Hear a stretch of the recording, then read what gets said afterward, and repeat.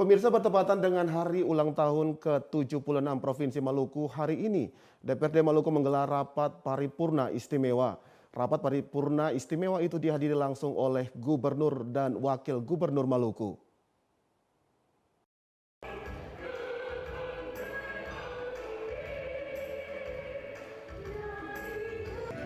Hari ini Provinsi Maluku berusia 76 tahun. Mensyukuri bertambahnya usia Provinsi Maluku, DPRD Maluku menggelar rapat paripurna istimewa siang tadi. Rapat paripurna istimewa yang dipimpin Ketua DPRD Maluku Lukiwati Muri dihadiri langsung oleh Gubernur dan Wakil Gubernur Maluku.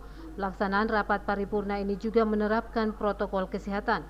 Gubernur Maluku Murad Ismail dalam sambutannya mengatakan di Maluku akan hadir proyek strategi nasional yaitu Lumbung Ikan, New Ambon Port dan Blok Masela. Terkait dengan New Ambon Port atau pelabuhan terintegrasi, pembangunannya akan dilakukan pada tahun ini. Terkait dengan lahan untuk pembangunan pelabuhan terintegrasi tersebut sudah tidak ada masalah. Ambon Port itu rencana pembangunan itu bulan November dan berakhir nanti diresmikan oleh Presiden itu akhir 2023. Ya. Itu tepatnya bulan apa, Pak?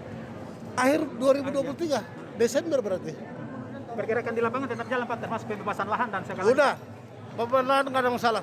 Sampai dengan saat ini sudah berapa persen, Pak? Udah tinggal ini aja dari pertengahan.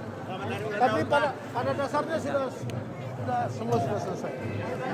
Sementara itu, Ketua DPRD Maluku Lukiwati Muri mengatakan momentum HUT ke-76 Provinsi Maluku hari ini merupakan sarana untuk mengevaluasi kebijakan, menata peran dan membangun diri secara bersama-sama menuju Maluku bergerak atasi pandemi COVID-19, Maluku tangguh dan Indonesia tumbuh.